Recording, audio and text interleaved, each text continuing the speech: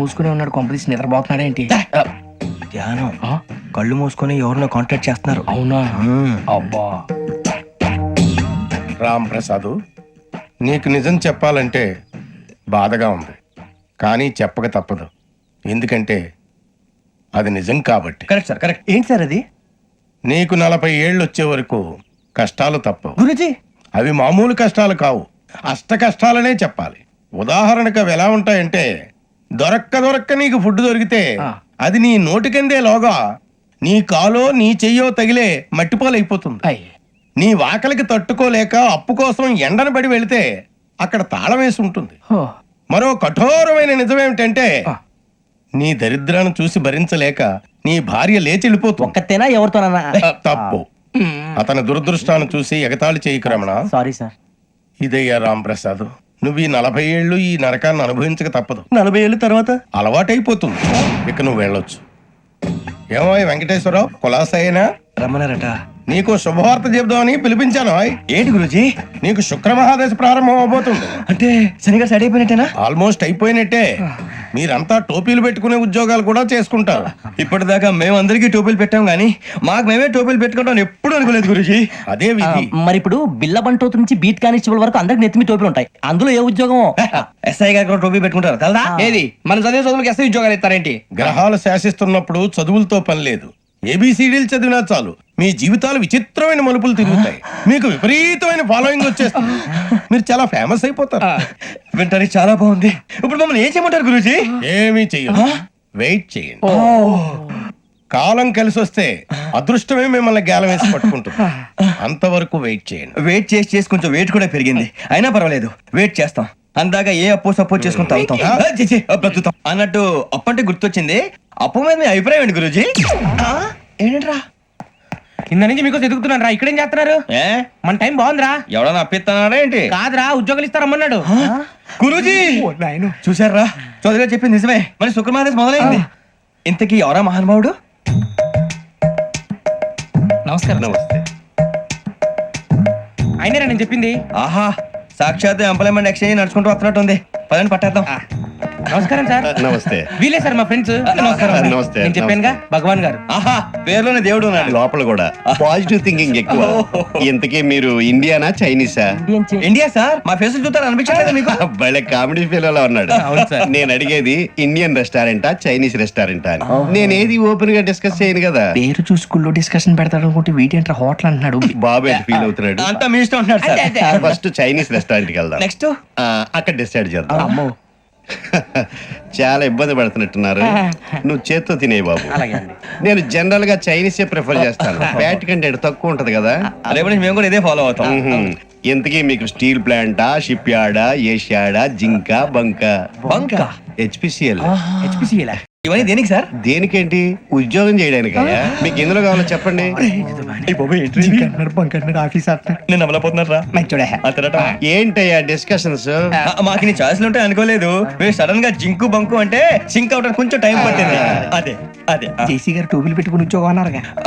వీటిలో టోపులు పెట్టుకునే జాబ్లు ఎక్కడ ఉన్నాయండి? అన్నిటిలోనే ఉంటాయి, వాటిలో కూడా ఉంటాయి. వాచ్మెన్ ఉద్యోగం కావాలా? ఇంతకీ మీరు అనే జాబ్ ఏంటి సార్? నేను చెప్పేది టోపులు పెట్టుకునే ఉద్యోగం కాదు, టైల్ కట్టుకునే ఉద్యోగం. అది టైల్ కట్టుకోవటం మాకు రాదు. వాళ్ళు కడతారులే. ఇంతకీ మీకు జిఎం కావాలనా, ఏజిఎం కావాలనా? అట్లా పిలుస్తున్నాడు చూడు బాబు. జిఎం అడిగితే ఎలా ఉంటుందంట? ఏజీఎం అంటే వెంటనే కొంచెం పెద్దదిగా ఉంది. ఏజీఎం ఇప్పించండి సార్. అనుకున్నాను నువ్వు ఇది అడుగుతావని. జిఎం అంటే జనరల్ మేనేజర్, ఏజిఎం అంటే అసిస్టెంట్ జనరల్ మేనేజర్. తూచండి, మాకు జిఎంఏ కావాలి సార్. అది సరే కానీ భగవాన్ జీ, ఈ ఉద్యోగాలకి టోపులు పెట్టుకుని వెళ్ళొచ్చా? నీ ఇష్టం వచ్చినట్టు వెళ్ళొచ్చమ్మా. అయితే నాకు జింక్ లో ఇప్పించండి. నాకు స్టీల్ ప్లేట్ నాకు బంకులో గానీ. కన్ఫ్యూజ్ చేయగానే ఆయన్ని అందరికీ ఒక చోట ఇప్పించండి సార్. కలిసి పని చేసుకుంటాం. జీతం ఎంతండి? 30,000 అంటే 40,000. వడ్డీ ఎంత? అప్పు కాదయ్యా, నీకు ఇచ్చే జీతం. అంటే తిరిగి ఒక్కలేదా? ఫ్రస్ట్రేషన్ లో ఉన్నట్టున్నాడు. అవునండి. నువ్వు ఇచ్చిన వాళ్ళు తీసుకోరు. మాకు అవసరం కూడా అదే. అంతేకాదు ప్రతి నెల గ్రాట్యుటీ, పిఎఫ్, సిఎఫ్. బియ్యం కూడా సార్? నువ్వు యాక్ట్ చేస్తావా? భగవాన్ జీ, మీరు ఇదంతా ఎందుకు చేస్తున్నారు? ఊరికే మాత్రం కాదు, నేను మంచోడని చెప్పి నా కారు పెట్రోల్ లేకుండా వెళ్తుందా? వెళ్దాం. నేను ఇచ్చుకోవాల్సినవి ఉంటాయి కదా. కదా. ఇలా చూడు, అందుకని ఉద్యోగానికి వాళ్ళ ఆకారం తీసుకుంటా. మా గెటబుల్ చూసి మీరు అపార్థం చేసుకుంటున్నారు. మాకంత పొజిషన్ లేదండి బాబు. పోనీ నలుగురు కలిసి ఉద్యోగం చేసుకోవచ్చా? మీ దరిద్రం నాకు అర్థమైంది. థ్యాంక్స్. మీ నలుగురు కలిసి ఓ ₹1,00,000 ఇవ్వండి చాలు. నేను నమ్మనరా, డబ్బుల విషయంలో అసలు నమ్మను. నాన్నగారు మీరు అలా అంటాం భావ్యం కాదు. ఏదో జేసీ గారి సిఫార్సు వల్ల శని గారు సైడ్ అయ్యి శుక్రవారం దేశం మొదలైంది. ఉద్యోగం దానంతటి అదే వెతుకుంటూ వచ్చింది. అందుకని ఇంకేం కావాలో చెప్పండి. స్టీల్ ప్లాంట్ లో జీఎం అని పెద్ద పోస్ట్ అమ్మా. జీతం 30,000, నెల నెల ప్రమోషన్లు, సిఎఫ్లు, డిఎఫ్లు, పిఎఫ్లు, బిఎఫ్లు. ఇవన్నీ నువ్వు చదివిన చదువుకే. అబ్బాబే దీనికి చదువుకి సంబంధం లేదండి. చెప్పాను కదా శుక్ర మహాదశ. అది దాని పవర్ అనుకోండి, ఎఫెక్ట్ ఈ అనుకోండి. రోజుల్లో కూడా గ్రహాలు ఏటా nonsense. అబ్బా ఏంటండి వాడన్న ప్రతిదాన్ని ఇలా కొట్టి పడేస్తారు. చిన్నప్పటి నుంచి లక్షలు పోస్ట్ చదివించారు. ఎహె, అమ్మా నువ్వు లేని పోనీ పెట్టుకో. లక్షలు ఎక్కడైనా ఊరుకోరా, మాట వరుస కదాలే. ఒక 25,000 ఇస్తే వాడి జీవితం సెటిల్ అయిపోతుంది అంటున్నాడుక. అంతగా ఆలోచిస్తారేంటండి? అమ్మా నాకు ఉద్యోగం రాగానే మీ అందరూ స్టీల్ ప్లాంట్ షిఫ్ట్ చేస్తే ఓకే. నువ్వు చెప్పేదంతా కరెక్టేనా? నాన్నగారు మీకు అంత అనుమానం అది ఇవ్వకండి. సర్లే, ఇప్పటికిప్పుడు అంత డబ్బు అంటే కష్టం గానీ నా కెనటిక్ హోండా అమ్మాలి. నాకు తెలుసు మీరు ఆ నిర్ణయం తీసుకుంటారని, అందుకే పార్టీని పట్టుకొచ్చాను. బయట వెయిటింగ్.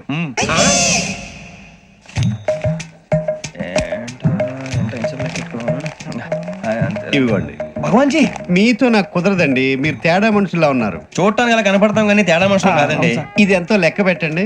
5,000 తగ్గిందండి. ఆ విషయం నాకు ముందు చెప్పాలి కదా, ఇది తేడాతనం కదా. సర్దుబాటు కాక జరిగిన పొరపాటు. మా దరిద్రం మీకు తెలియదు కాదు.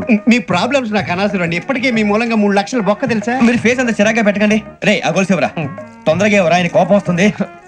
ఇదిగో తీసుకోండి, తీసుకోండి, తీసుకోండి, please. భగవాన్ గారు తీసుకోండి సార్ ప్లీజ్. భగవాన్ గారు మీ కోపం తగ్గిందా? కోపం కాదు వెంకటేశ్వర గారు, ఎందుకో భరించలేను, అది నా బలహీనత. ఇవన్నీ వదిలేయండి, ఇంకోసారి పొరపాటు జరగదు. మేము ఎప్పుడు జాయిన్ చెప్పండి, కొత్త బట్టలు కొనుక్కోవాలి. మీరు ఆ పనిలో ఉండండి. పొద్దున్నే గుడికి వెళ్ళి 9:30 కల్లా, మొన్న వచ్చారే ఆ ఆఫీస్కి వచ్చేయండి. మీ అపాయింట్మెంట్ ఆర్డర్స్ రెడీగా ఉంటాయి. 8:30కి వచ్చేస్తాం. మీరు వచ్చిన వాళ్ళ తలుపులు తీరు. మీ కంగారు నేను అర్థం చేసుకోగలను. ఇంతకాలం పని లేక స్తంభించిపోయిన మీ జీవితాలు ఇక నుంచి వేగం పుంజుకుంటాయి. ఆయన ఉన్నారా? ఎవరు? భగవాన్ గారు. మీరెవరు? ఆయన క్లోజ్ ఫ్రెండ్స్. సరే లోపల రండి. పదా సార్ వీళ్ళు భగవాన్ క్లోజ్ ఫ్రెండ్స్ అంటారు. సరే నువ్వు వెళ్ళు, నేను మాట్లాడతా. సార్ మీరంతా భగవాన్ స్నేహితులా? అవును, అలాంటి స్నేహితులు ఉన్నందుకు గర్వపడుతున్నాం. సరే ఏంటి సంగతి? ఏముంది, మా అపాయింట్మెంట్ ఆర్డర్ చేస్తే పట్టుకులు చేరిపోతాం. ఈ రోజు గురు పౌర్ణమి, మంచి రోజు. అపాయింట్మెంట్ ఆర్డర్ ఏంటి? మీకు అందాల్సిన నీకు అందనట్లేదు. ఏంటది? ఏంటంటావేంటి? ఒక్కోడు 25,000 ఇచ్చాం. భగవాన్ గారి హెల్పింగ్ నేచర్ కాబట్టి తక్కువ రేటుకి ఒప్పుకున్నాడు. ఇంతకీ ఇది ఏ ఆఫీసో మీకు తెలుసా? తెలుసుకోవాల్సిన అవసరం మాకు లేదు. కానీ చెప్పాల్సిన అవసరం మాకుంది. యాంటీ కరప్షన్ బ్యూరో, అంటే అవినీతి నిరోధక శాఖ. లంచం తీసుకోవటమే కాదు, ఇవ్వటం కూడా నేరం. మీ భగవాన్ గారు ఒక 420. మా బాబుకి ఇన్ని తిట్లు వచ్చిన విషయం నిన్నే తెలిసింది నాకు. ఇంతవరకు మా బాబు నా ఒట్టుమే చేయలేదని మీ అందరితో గర్వంగా చెప్పుకునేవాడిని. First time man handing record 5,000 తక్కువే, నా గోల్ చెలుగు లాగేస్తాడు. అరే కోపడకండి రా, వాడు ఇక్కడే దొరుకుతాడని మా ఫ్రెండ్ చెప్పాడు. తొక్క దొరుకుతాడు. మీకు జింక్ లో కావాలనా, బంక్ లో కావాలనా, స్టీల్ ప్లాంట్ లో కావాలనా, షిప్ యార్డ్ లో కావాలనా? అంటే ఎక్కడ పడితే అక్కడ ఇప్పిస్తారా సార్? ఎక్కడ పడితే అక్కడ, ఎలా కావాలంటే అలా చేసుకుందాం, ఇబ్బంది ఏమీ లేదు. ఆపరేషన్ లో కావాలనా? అవి గేమ్స్ కదా సార్. ఆ స్పోర్ట్స్ కోటాలు ఏవయ్యా? ఏమైంది సార్? ఉద్యోగాలు ఇప్పించమని ఎంట పడుతున్నారు. నువ్వు టచ్ లో ఉండు, ఫోన్ చేయ. అలాగే సార్.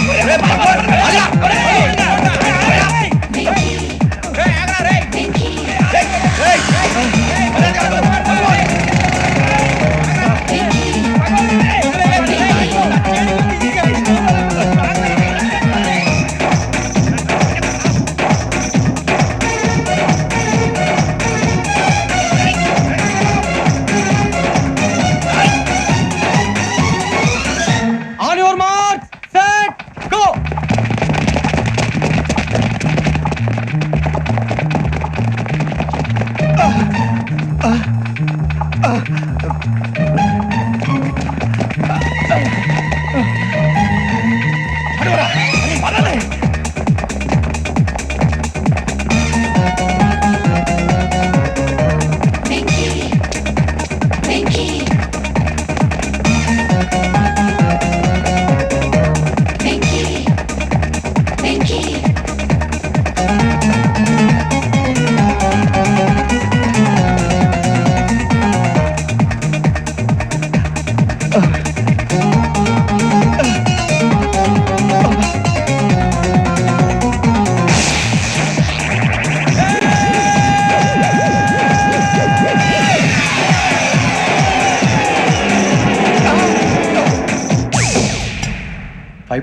అవును సార్.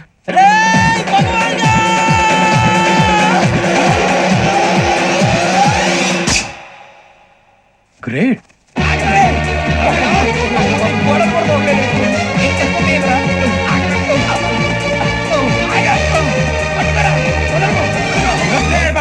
మీ నలుగురు సెలెక్ట్ అయ్యారు. దేనికి? ఎస్ఐ సెలక్షన్స్ లో మీరు ఫిజికల్ టెస్ట్ అన్ని పాస్ అయ్యారు.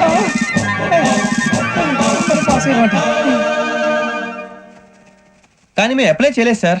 అప్లై చేయలేదా? చేయి వదలకండి సార్, కాలు పట్టుకోవాల్సి వస్తుంది. రాగరాకు వచ్చిన అవకాశం. సరే, మీరంతా డిగ్రీలు పాస్ అయ్యారా? ఎప్పుడో. ఓకే, ఇప్పుడు అప్లై చేయండి. Thank you sir. నేను మేనేజ్ చేస్తాను. Thank you sir. మీరు రిటర్న్ టెస్ట్ ప్రిపేర్ అలాగే సార్. All the best.